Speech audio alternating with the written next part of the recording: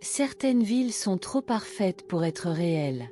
Brightville, Oregon, brille sous une lumière diurne sans fin, ses rues impeccables, ses habitants toujours souriants. Mais derrière chaque sourire se cache un secret qui vous piège à jamais. Nora Jensen est venue chercher une fille disparue. Ce qu'elle a trouvé est une vérité qui a réclamé son âme. Oseriez-vous visiter Brightville? Le soleil ne se couchait jamais à Brightville. Nora Jensen l'a senti dès que sa Corolla cabossée a franchi le panneau astérisque Bienvenue à Brightville astérisque. Sa peinture d'une vivacité surnaturelle, ses lettres gravées avec une précision inquiétante, comme si elles avaient été sculptées par des mains infatigables. Il était 19h03, fin d'été, et le ciel aurait dû s'estomper vers le crépuscule, les étoiles perçant la pénombre. Au lieu de cela, une lumière dorée douce baignait la ville, chaude mais fausse, comme une photographie figée dans le temps. L'air portait l'odeur des aiguilles de pin et de l'herbe fraîchement coupée, trop propre, trop sucrée, masquant quelque chose d'aigre, quelque chose de pourri juste sous la surface. Nora, 34 ans, ses cheveux bruns tirés en un chignon désordonné, ses lunettes glissant sur son nez, serrait le volant, ses paumes moites de sueur, son cœur battant d'une inquiétude silencieuse. Travailleuse sociale, elle était habituée aux excentricités des petites villes, aux familles cachant des secrets sombres derrière des portes closes. Mais Brightville semblait étrange, comme un sourire étiré sur un cri, comme un masque mal ajusté.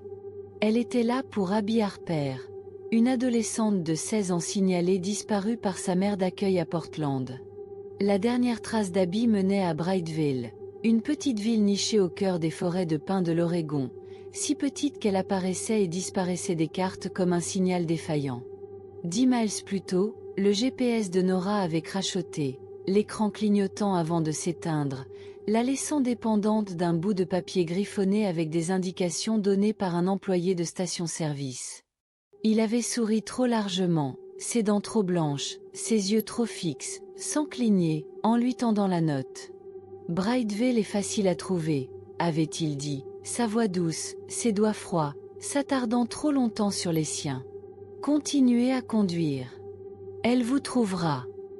Maintenant, alors que sa voiture roulait sur l'asphalte lisse, les rues brillaient de manière anormale, des maisons colorées alignées comme des bonbons dans une vitrine, rouges, jaunes, bleus, sans saleté, sans fissures, sans signe de vie au-delà de leur perfection. Des gens se tenaient sur les porches, saluant, leurs sourires larges, leurs mouvements synchronisés, comme des marionnettes tirées par des fils invisibles. Nora répondit à leur salut, sa main tremblante, son estomac se nouant. Quelque chose n'allait pas. Leur sourire était trop grand, leurs yeux trop fixes. Ils ne clignaient pas. Pas un seul. Elle se gara devant la mairie, un bâtiment blanc immaculé avec une tour d'horloge dominant la place, ses aiguilles bloquées à midi, la face polie comme un miroir, reflétant la lumière diurne sans fin. Un homme sortit, grand, large d'épaules, dans un costume si impeccable qu'il semblait repasser sur lui. Ses cheveux étaient argentés, mais son visage était jeune, trop jeune, sa police, son sourire éblouissant, ses dents scintillant comme des pierres polies. Ses yeux se fixèrent sur les siens, sans cligner, comme des miroirs ne montrant que sa propre peur. « Bienvenue à Brightville, mademoiselle Jensen », lança-t-il, sa voix chaude, sirupeuse, trop parfaite, comme une publicité radiophonique répétée à l'infini. « Je suis le maire Ellis. Nous vous attendions. » La peau de Nora se hérissa, un frisson remontant le long de sa colonne vertébrale. Elle n'avait dit à personne qu'elle venait. Ni à son patron, ni à la police, ni même à la mère d'accueil. « Je suis ici pour Abby Harper, » dit-elle, forçant sa voix à rester ferme, bien que sa gorge soit serrée, son pouls bruyant dans ses oreilles. « Une fille disparue. Elle a été vue ici pour la dernière fois. » Le sourire du maire ne vacilla pas, mais ses yeux scintillaient, juste une fraction, comme une défaillance dans une machine. « Pas de fille disparue ici, » dit-il, s'approchant, son haleine lourde de menthe, aiguë, anormale. « Seulement des familles heureuses. Restez un peu. Vous verrez à quel point Brightville est parfaite. » Nora hocha la tête, la mâchoire crispée, son instinct hurlant de courir, de s'enfuir et de ne jamais regarder en arrière. Mais Tabby était ici, quelque part, une fille avec des taches de rousseur et des yeux verts qui méritaient d'être retrouvée. Elle ne pouvait pas partir. Pas encore. Le maire désigna une maison d'hôte de l'autre côté de la place, un charmant bâtiment jaune avec des jardinières débordant de roses, leurs pétales trop rouges, trop parfaits, comme peints. « Reposez-vous, dit-il, son sourire s'élargissant, montrant trop de dents, trop pointues, trop blanches. Bright Vale prend soin de ses invités. » Les habitants observaient alors qu'elle prenait son sac dans la voiture, leur sourire figé, leur tête tournant lentement, leurs yeux suivant chacun de ses pas, sans cligner, brillant légèrement dans l'étrange lumière. La lumière diurne pesait, lourde, fausse, comme un projecteur qui ne s'éteignait pas, comme si elle l'observait, la jugeait. Elle jeta un coup d'œil à la tour de l'horloge. Les aiguilles n'avaient pas bougé. Midi, toujours midi. La maison d'hôte était trop parfaite, comme une maison de poupée conçue pour être exposée. Le lit était moelleux, les oreillers impeccablement gonflés, l'air épais de lavande, mais cela ne masquait pas la légère odeur de terre humide, comme une tombe creusée trop peu profonde. Nora déballa son sac, ses mains instables, ses notes sur habit froissé, la photo de la fille la regardant, joues tachetées de rousseur, yeux verts, sourire timide, rien à voir avec les sourires dehors qui semblaient couper l'air. Elle essaya à nouveau son téléphone. Pas de signal. Le téléphone fixe sur la table de nuit était mort, son cordon effiloché, de la poussière recouvrant le combiné, comme s'il n'avait pas été touché depuis des décennies. Elle s'assit sur le lit, son cœur battant, le silence trop fort, la lumière trop vive, s'infiltrant à travers les rideaux, peignant la pièce en or, peignant sa peau en or, comme si elle essayait de la revendiquer, de la faire partie d'elle. Elle tira les rideaux, mais la lumière poussait à travers, implacable, vivante, affamée. À 3 heures du matin, un rire la réveilla. Ce n'était pas un rêve. Il était aigu, strident, comme des enfants jouant, mais faux, trop rythmé, trop de voix se fondant en un bourdonnement surnaturel. Le cœur de Nora s'emballa, sa respiration courte, ses pieds nus froids sur le parquet alors qu'elle se glissait vers la fenêtre. Elle écarta les rideaux, juste un peu, et se figea. Des dizaines d'habitants se tenaient sur la place, leurs visages tournés vers la tour de l'horloge, leurs sourires larges, leurs dents scintillant dans la lumière diurne sans fin, leurs mains jointes, leurs corps immobiles, comme des statues attendant de bouger. Les aiguilles de l'horloge tournaient à l'envers, lentement, délibérément, chaque tic un coup dans sa poitrine, comme un battement de cœur ralentissant, comme le temps se défaisant. Leur rire n'était plus un rire, c'était un chant, bas et bourdonnant, comme un essaim d'insectes, comme un hymne à quelque chose d'ancien, quelque chose d'éveillé. La peau de Nora se hérissa, ses doigts tremblants, le rideau glissant de sa prise. Elle recula, son souffle embu en l'air, bien que la pièce ne soit pas froide. Le rire s'arrêta. Le silence tomba, lourd, étouffant. Puis un murmure, faible, venant de nulle part, de partout. Astérisque reste astérisque. Elle ne dormit plus. La lumière ne changeait jamais, toujours vive, toujours dorée, pressant contre les fenêtres, s'infiltrant à travers les murs. À ce qui aurait dû être l'aube, elle vérifia la salle de bain, s'aspergeant le visage d'eau, essayant de chasser le brouillard dans son esprit, la peur dans ses tripes. Elle se figea. Le miroir était rayé, des lignes irrégulières formant des lettres. Astérisque habit astérisque. Son souffle se coupa, son reflet pâle, ses yeux écarquillés, les lettres brillant légèrement, comme gravées par quelque chose de pointu, de désespéré. Elle toucha le verre, ses doigts tremblants, les rayures rugueuses, fraîches, les bords humides, comme si elles avaient été faites il y a quelques secondes. Personne d'autre n'avait été dans la pièce. Elle vérifia la porte verrouillée, le loquet intact, la chaîne en place. Son cœur battait, son esprit s'emballait. Abby était ici, ou l'avait été. Ce n'était pas son imagination. Ça ne pouvait pas l'être. Nora s'habilla rapidement, son jean raide, son pull lourd, comme si l'air le pressait contre sa peau, l'apesant. Elle se dirigea vers la bibliothèque, un petit bâtiment en briques en face de la mairie, ses fenêtres immaculées, sa porte déverrouillée, bien que personne ne soit à l'intérieur. L'air sentait le vieux papier et la poussière, mais les livres étaient impeccables, leur dos intact, comme s'ils n'avaient jamais été touchés. Elle trouva une section intitulée Astérisque Histoire de Brightvale Astérisque, les étagères remplies d'albums photos, leurs couvertures en cuir gaufré d'or, leurs pages jaunies mais étrangement propres, comme préservées par quelque chose de surnaturel. Elle feuilleta l'un d'eux, ses mains tremblantes, les photos en noir et blanc, datées de 1973, 1965, 1958. Les mêmes visages la regardaient, le maire Ellis, ses cheveux argentés inchangés, Doris du dîner, son chignon gris parfait, l'employé de la station-service, son sourire identique, les habitants de la place, tous souriants, tous sans cligner des yeux, leurs yeux grands ouverts, leur sourire trop large, trop parfait. 50 ans, et pas une ride, pas un cheveu gris, pas un changement. Son estomac se noua, sa respiration courte, la pièce rétrécissant, la lumière pénétrant par les fenêtres, la clouant comme un projecteur, brûlant sa peau. Elle referma l'album, la poussière tourbillonnant, captant la lumière comme de petits yeux l'observant. Un murmure revint, plus doux, plus proche. Astérisque ne t'arrête pas, astérisque. Elle pivota, le cœur dans la gorge, mais la bibliothèque était vide, les étagères menaçantes, les ombres bougeant quand elles ne devraient pas. Elle prit un autre album, ses doigts glissants, les pages lourdes, les photos plus récentes, en couleur maintenant. Mais les mêmes visages, les mêmes sourires, les mêmes yeux sans cligner. Une photo l'arrêta net, une fille, tachetée de rousseur, aux yeux verts, son sourire timide, pas comme les autres. Abby. La date était le mois dernier.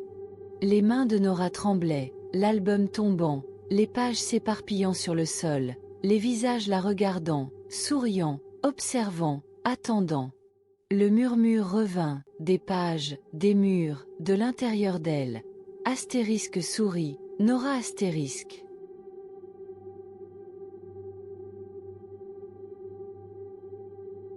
Elle courut, ses bottes frappant le trottoir, les habitants observant, leur sourire plus large maintenant, leurs dents plus pointues, leurs yeux brillant légèrement, comme si la lumière ne venait pas du soleil mais d'eux. Elle atteignit la mairie, frappant à la porte du maire, ses poings meurtris, sa voix rauque. « Où est Abby » cria-t-elle, son souffle embuant, bien que l'air soit chaud, trop chaud, comme une fièvre. Le maire ouvrit la porte, son sourire calme, son costume impeccable, ses yeux sans cligner, comme des flaques de néant avalant son reflet. « Pas de fille disparue, mademoiselle Jensen, dit-il, sa voix douce, trop douce, comme polie pendant des siècles. Brightvale est heureuse. Sourire garde la lumière vivante. Si nous arrêtons, astérisque il astérisque revient. » La peau de Nora se hérissa, son cœur battant, le mot astérisque il astérisque s'enfonçant en elle comme un couteau, froid et tranchant. « Qu'est-ce que c'est » demanda-t-elle, sa voix tremblante, ses mains crispées, l'air lourd, la lumière plus lourde, l'étouffant. Il se pencha plus près, son haleine mentholée, fausse, son sourire s'élargissant, montrant trop de dents, trop pointues, trop blanches, comme une gueule de prédateur. « Vous verrez, » dit-il, sa voix un murmure, un sifflement, une promesse gravée dans l'os. « Restez. Souriez. Soyez des nôtres. » Elle recula, ses bottes glissant sur le trottoir, trop propres, trop lisses, comme lavées de secrets. Les habitants se rassemblaient, leurs sourires s'étirant, leurs yeux brillant plus fort, leurs mains se tendant, lentes, délibérées, comme s'ils l'attiraient, l'entraînaient dans quelque chose qu'elle ne pouvait nommer. Elle courut à sa voiture, les clés glissant, ses mains tremblantes, le moteur toussant, la lumière aveuglante, les sourires partout, observant, attendant, réclamant. De retour à la maison d'hôte, Nora barricada la porte, poussant une chaise sous la poignée, ses mains tremblantes, sa respiration hachée. L'odeur de lavande avait disparu, remplacée par la terre humide, la pourriture, le sang, épaisse et étouffante, comme si la ville saignait sous ses pieds. Elle essaya à nouveau le téléphone mort. Les fenêtres tremblaient, bien qu'aucun vent ne soufflât, les rideaux ondulants, la lumière pénétrant, dorée, vivante, affamée. Elle s'assit sur le lit, serrant la photo d'Abby, les yeux verts de la fille la regardant, plaidant, comme si elle était piégée quelque part près, quelque part que Nora pouvait encore atteindre. Les murmures revinrent, plus forts, des murs, du sol, de l'air. Astérisque reste. Souris. Ne t'arrête pas, astérisque. Elle pressa ses mains sur ses oreilles, ses ongles s'enfonçant dans son cuir chevelu. Mais les voix passaient à travers, douces, insistantes, éternelles, comme une berceuse chantée par quelque chose qui ne dormait pas. Cette nuit-là, ses rêves étaient fracturés, sombres, une silhouette bougeant sous la ville, une fumée noire s'enroulant, des dents scintillant dans la lumière sans fin, des yeux absents, sa forme changeant, grandissant, murmurant. Astérisque, ne t'arrête pas de sourire, astérisque. Elle vit Abby, son visage tacheté pâle, son sourire forcé, ses yeux grands ouverts, sans cligner, brillants, comme les habitants, comme la chose en dessous. Nora se réveilla en criant, sa gorge en feu, son visage humide, pas de larmes mais de quelque chose de plus épais, de plus chaud, comme du sang qui n'était pas le sien, s'accumulant sur l'oreiller, trempant ses cheveux. L'horloge indiquait midi, toujours midi, les aiguilles figées, la lumière pénétrant à travers les rideaux, dorée, implacable, vivante. Elle saisit sa lampe, son téléphone, ses notes, et s'échappa, la ville silencieuse, trop silencieuse, les sourires partis mais leur poids toujours là, pressant, observant, attendant. Elle se dirigea vers l'église, son clocher dominant la place, ses fenêtres sombres, ne réfléchissant pas la lumière diurne sans fin mais l'absorbant, comme des trous noirs dans l'éclat doré. La porte grinça, l'air à l'intérieur froid, lourd de poussière et d'une douceur écœurante, comme des fleurs pourrissant dans un vase oublié.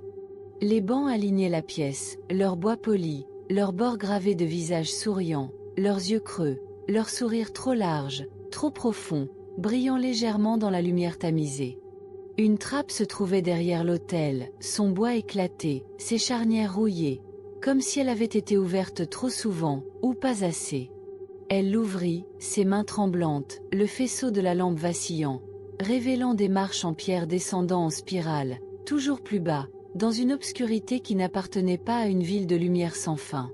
L'air devenait plus froid, plus épais, l'odeur plus forte, terre, sang, et cette douceur, comme une promesse aigrie, comme un mensonge aux dents acérées. Les marches semblaient infinies, chacune plus froide, les murs se resserrant, le faisceau captant des gravures, des visages, des dizaines, des centaines, tous souriants, leurs yeux de pierre grands ouverts, sans cligner, leurs sourires gravés trop profonds, trop larges, trop faux, leurs bords brillants, pulsants, comme s'ils étaient vivants, comme s'ils l'observaient. Ses bottes résonnaient, trop fort, trop seuls, le son avalé par l'obscurité, par les murmures grandissants. Astérisque reste. Souris. Ne t'arrête pas, astérisque. Son cœur battait, sa respiration courte, sa lampe vacillant, le faisceau s'affaiblissant, comme si la lumière elle-même avait peur. Le tunnel s'ouvrait sur une chambre, vaste, ses murs pulsants, vivants, couverts de visages, leurs sourires brillant plus fort, leurs yeux creux, leurs sourires se fendant, montrant des dents, montrant rien, montrant astérisque sa astérisque. Au centre se tenait une créature, massive, faite de fumée noire et de dents, sa forme changeant, s'enroulant, comme un brouillard doté d'une conscience, ses bords s'effilochant, ses dents claquant, scintillant dans l'éclat des sourires peints sur le sol, des chaînes de lumière la retenant. Mais à peine, ses murmures forts maintenant, le cœur de Nora s'arrêta, son souffle disparut, sa lampe tombant, son faisceau tournant, captant les visages, la créature, les sourires, tous bougeants, tous vivants, tous affamés. L'air était épais, étouffant, l'odeur de sang et de pourriture accablante, les murmures un cœur, un cri, un ordre. Des pas résonnèrent derrière elle, lents, délibérés, la voix du maire coupant l'obscurité, calme, trop calme, comme une prière sur une tombe. Il se nourrit de la tristesse, dit-il, son visage apparaissant dans le faisceau vacillant, son sourire s'élargissant, impossiblement large, ses yeux brillants, ses dents trop nombreuses, trop pointues, trop fausses. Nous lui avons donné notre joie à la place. Nos sourires le gardent enchaîné. Si nous arrêtons, il se réveille. Les habitants émergèrent des ombres, leurs visages brillants, leurs sourires s'étirant, leurs yeux vides, chantants, bas et rythmiques, comme le rire de la place, comme le bourdonnement de quelque chose d'ancien, de famélique. Astérisque sourit, Nora. Sourit astérisque. Leurs voix se mêlaient, leurs mains se tendaient, leurs sourires se fendaient, montrant des os, montrant rien, montrant astérisque sa astérisque. Elle courut, le tunnel tournant, les visages observant, les murmures de la créature la poursuivant. Astérisque ne t'arrête pas. Ne t'arrête pas. Ne t'arrête pas astérisque. Les marches s'étiraient, infinies, la lumière au-dessus trop vive, trop fausse, la ramenant en arrière, la piégeant. Ses bottes glissaient, ses mains râpaient les murs, les visages de pierre souriants, leurs yeux brillants, leurs murmures plus forts, astérisque reste. Souris. Sois des nôtres astérisque. Elle surgit dans l'église, la porte claquant, le verrou cliquetant, l'air lourd, les sourires partout, gravés dans les bancs, incrustés dans les fenêtres, brillant dans la lumière, vivant, affamé.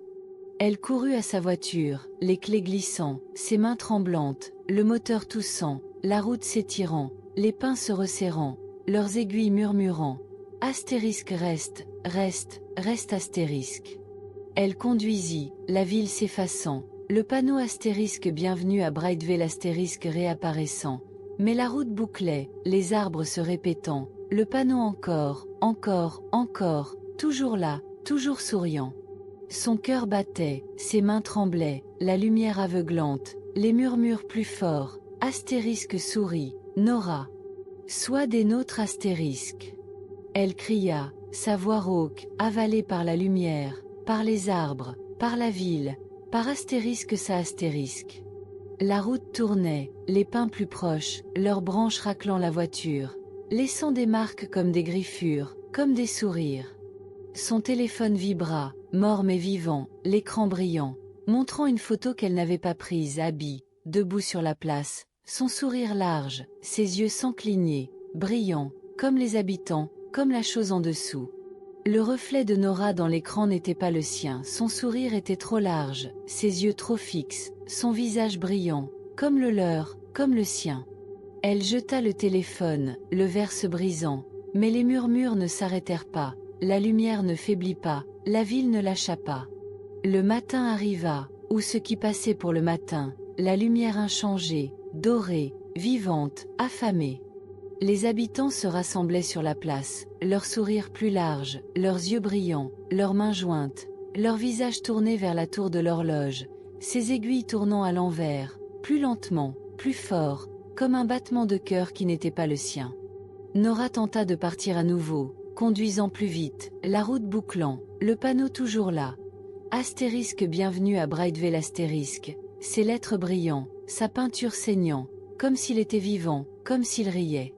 Elle s'arrêta au dîner, ses mains tremblantes, son café froid, la serveuse Doris, disait son badge souriant, ses yeux sans cligner, ses dents trop pointues, son haleine mentholée, fausse. Restez un peu, dit Doris, sa voix douce, son sourire se fendant, ses mains froides effleurant celles de Nora. Brightvale vous aime. Les autres clients observaient, leurs sourires identiques, leurs yeux brillants, leurs murmures doux. Astérisque sourit, Nora. Ne t'arrête pas astérisque.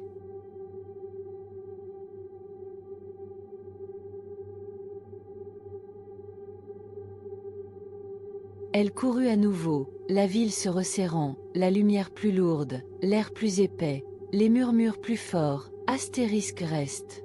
Souris. Sois des nôtres astérisque. Elle se retrouva à l'église, la trappe ouverte, les marches appelant, les visages attendants, leurs sourires brillants, leurs yeux vides, leurs murmures un cri. Elle descendit à nouveau, incapable de s'arrêter, le tunnel plus sombre, l'air plus froid, l'odeur plus forte, sang et pourriture et douceur, comme une promesse mensongère.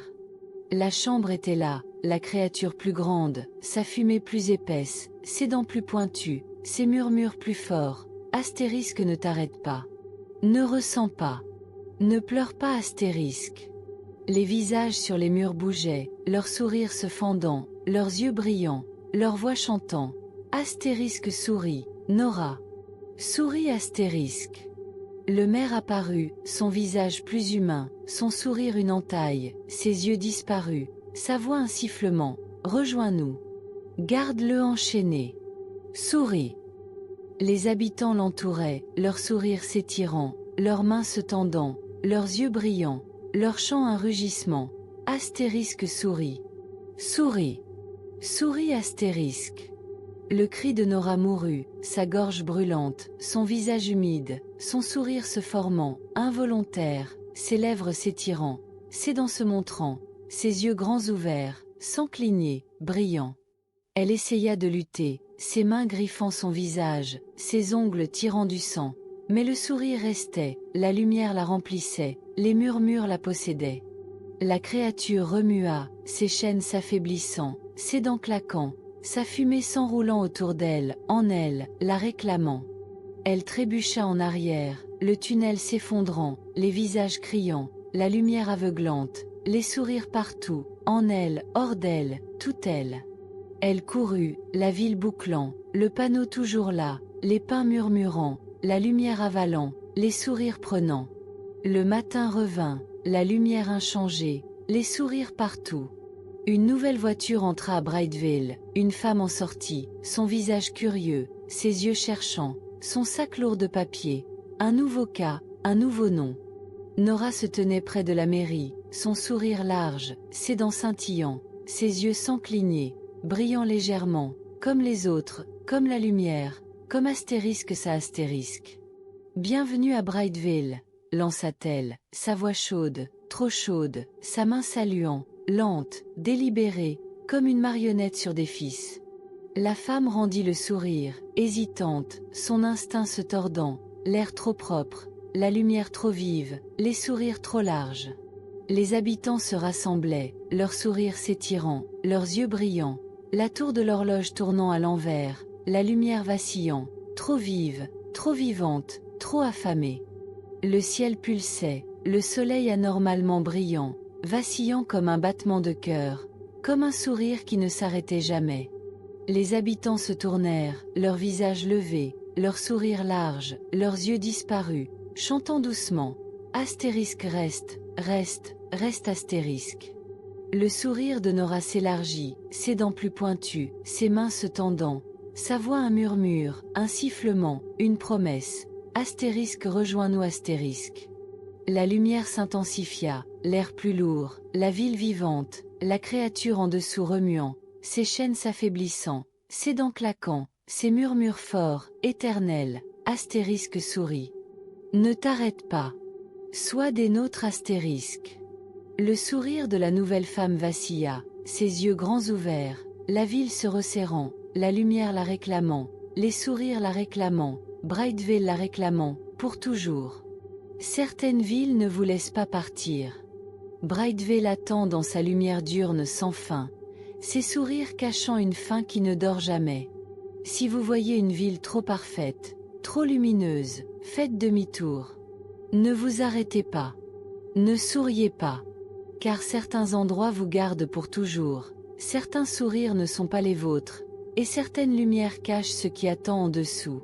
Oseriez-vous visiter Brightvale ?